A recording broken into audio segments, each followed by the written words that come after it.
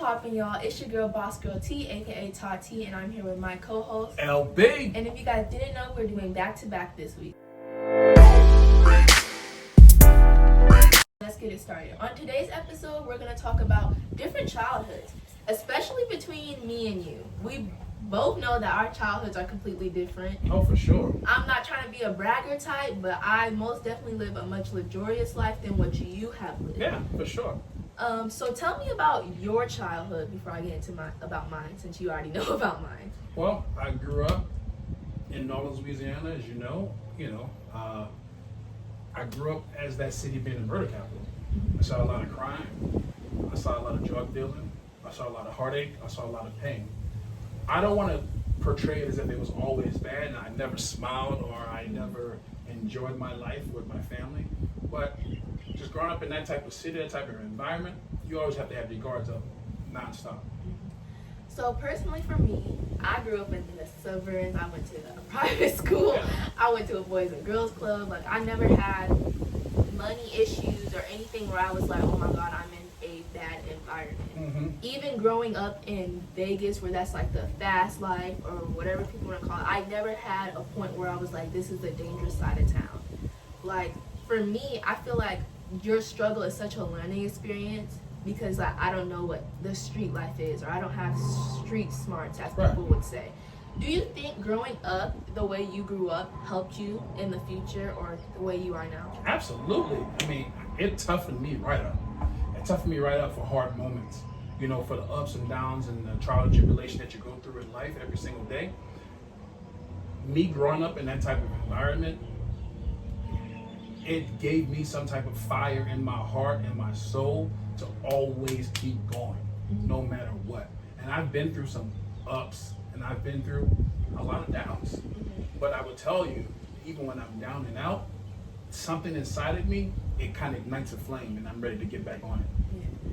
I feel like, personally for me, the way that you have struggled has also portrayed for me. I feel like the way you teach me, the way you show me things, the way you explain things to me is like, it really toughens me up, even though like I'm a little skinny, so like we don't gotta talk about how I don't got muscle. It toughens me up on the inside. It toughens me up on the inside. Yeah. Like, you really put me out there to know what to expect from both sides of the world. Yeah. Your mother does a great balance of that also. Her childhood was, I would call it rainbows, bubblegum drops, and leprechauns running around. Yeah. It was pretty cool. Mm-hmm. Which I'm happy that I had a chance to marry someone like that because it kind of gives us that blend between myself and her and giving that to our kids. For me, I don't really, when I tell you about these stories of the things that I did and the environment I was in, I'm not telling you that so you can have some type of street cred. I tell you these type of things so you know how the other side of the world really lives. Yeah. Because for most people, the way that you are living or have lived, it doesn't really exist in their world. It's two different worlds. And a lot of people struggle and fight hard to get exactly what you're able to have. But I also want you to know, hey, there's something at the end of that road. If you slip and you fall and you don't stay focused, this could be you. It could be you, right? I know something you have always told me. I don't know if you told me it just to make sure I never like stop doing and stop grinding, or if you told me because like you were for real. I think it was both, but I remember you told me, as hard as I work, if you fail me, I'm not helping you back up right away. Because I feel like the way you said it is like you put so much into me and my brothers and my sisters. You put so much knowledge, you put so much faith. It's like if we fail you, we're betraying something that we told you we could do, or something that we told you we will get in life, or somewhere that we will be. Well, I don't want that message to be misconstrued. I expect you to fail. You're gonna fail. We all fail in some aspect. But with that message, what I'm portraying to you is this: if you screw up and you don't give your effort, as much effort I'm gonna put into you, and compassion I'm gonna put into you, I'm not gonna just allow you to completely fall. I'm not gonna just let something bad happen to you. But I need you to wallow inside of that pain for a little bit. And sometimes that pain is what ignites a fire in someone. So sometimes you have to feel pain. I'm not gonna pick you up immediately. Just like a little kid kind of walking, as soon as they fall, the mother or the father runs right over to them. Oh, get up, oh, it's okay, it's okay. You've seen me on many occasions. Let's use your brothers, for example. Let's use Prince. He's the youngest. He falls all the time because he's always jumping off stuff. He's a very active kid. So when he falls, hits his face or scrapes his knee or he hurts his leg or something like that, what is the first thing that I do? You said get up. Get up. You don't even run to him. I don't run to him because he needs to feel that pain. And sometimes pain is the ingredient to make you successful. Yeah. I personally think pain is also a learning lesson. I For feel sure. like where there's times in life when you didn't make it or you wanted to really make it, that's your learning lesson to do better, or that's your lesson telling you, okay, you got this far, go farther. Mm-hmm. So I feel like in certain aspects, pain is what you need sometimes. Pain, you need to get in trouble for a certain thing, or you need to get yelled at for something. Yeah. Or like somebody needs to check you or tell you off for something, so you know, like, I can do better because multiple people are already doubting me. Correct. Now let me prove them wrong. Correct. I feel like I had to do a lot of that, proving people wrong because they always doubted me, especially with the way that I live. White girl because of my punctuation or because of the way I dressed or the things I got. Being called brat, a diva, and just being called everything like, oh, you're only smart because you went to a private school, or oh, you're only this because you get that, or everything's handed to you. I feel like I have to prove to people, like, I literally work for, like, the stuff I have. I have to get good grades to get the good stuff that I have. I have to grind and work for what I want to get in return what I get. Well, no one ever sees the hard struggle before the progress, before the champion is born. No one sees that person crying. No one sees when you're being yelled at. No one sees when you may have got a bad mark on a grade and you have to pick that grade up. No one sees that stuff. Only thing they see is the outside. They don't see the things that you have to go through in order to get what you have. Yeah. Right? I feel like when you're rich or when you have a lot of money, or like if you're a celebrity's child, or if you're this or you're that, people You are a celebrity's child. I'm a celebrity. that But go ahead. people expect for you to just have everything. People expect Yeah. you, when you're born, you're rocking Gucci. When you're 12, you're getting a Birkin bag. Like, people just expect, because of the way you put yourself out there, expect you to have so much. Right. I make you guys earn everything that you have. Now, do I shower you with gifts and give you things that you're not expecting? Your mother and I, absolutely we do. Reason why we weren't able. I was not able to have those type of things all the time. It's not that I don't think my mother wanted me not to have it. I just knew it was very tough for her to get it at some points. But I know she worked extremely hard to get me the things that I wanted, in times where she felt like, okay, I deserve it.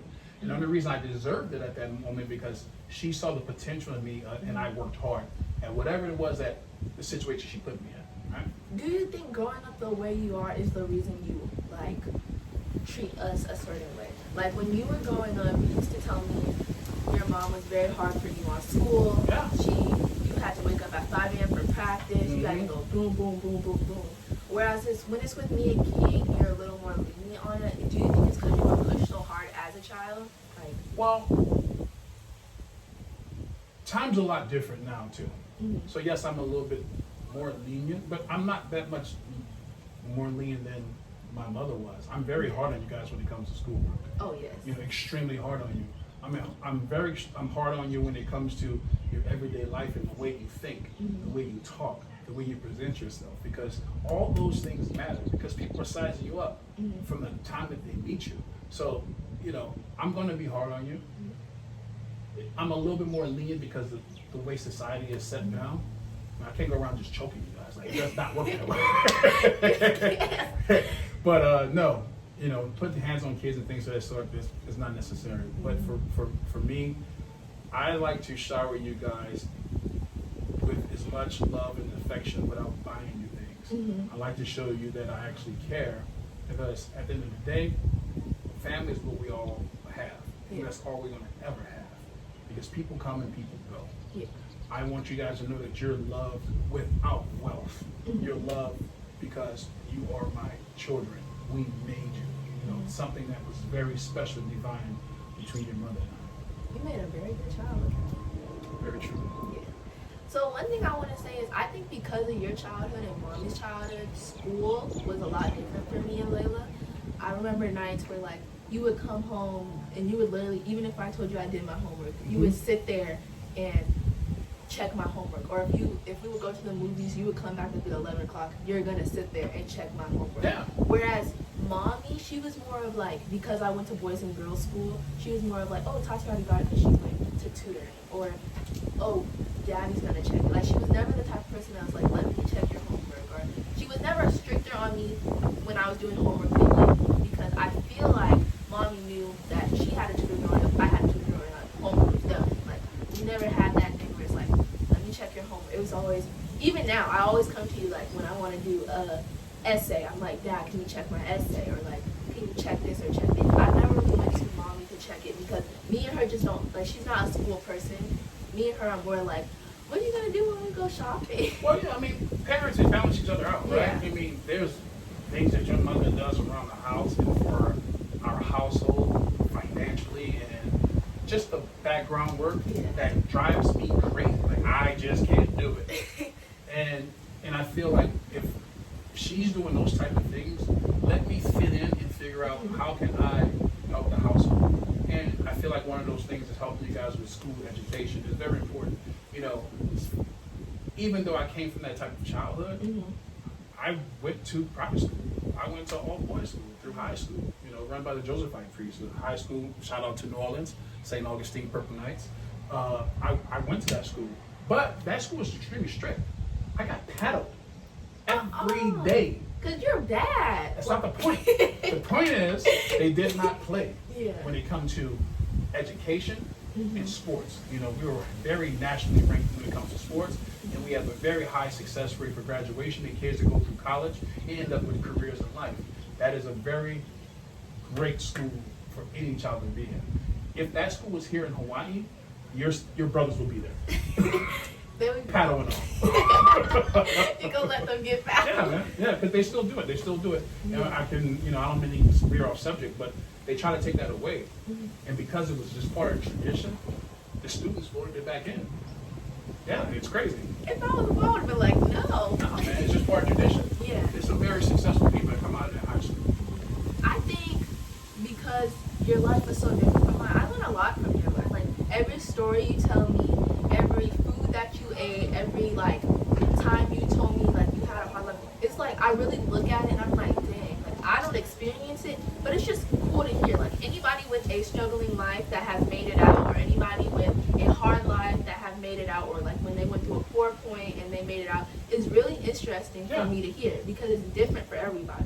Not everybody starts off with a hard life and then makes it out. Not everybody can make it out. Yeah, I'm appreciative of everything that I've been through as a child. I'm appreciative of everything negative I've been through as an adult. I'm appreciative of it all because when I wake up in the morning, open my eyes, and I have my beautiful family by my side, and then we live in Hawaii, and we have beautiful views, and we're around great people and great friends and great food, I feel like everything that happened to me was necessary to get to this moment. So I'm appreciative for sure. Yeah, I'm appreciative for my life. I'm appreciative for everybody else's life. I feel like everybody gets to a point where even if you're down right now, you're going to get up. Even if it's not up here in the hills, it's going to be up for you. And it's going to be a movement for you and a motivation for you. Absolutely. So with that being said, you guys, this will be the end of, I believe, episode 5. And my question for you before we go really quick is, what is your past? Did you grow up living luxurious like me, or did you grow up struggling and made it out like my dad? Even if you haven't made it out, just know you will make it out no matter what, even if it's not up there with LeBron James and stuff. You're going to do you. So I think that's going to be the end Progression of this. is key. Progression is key. That's the end of this podcast. We'll see you guys next week. Bye.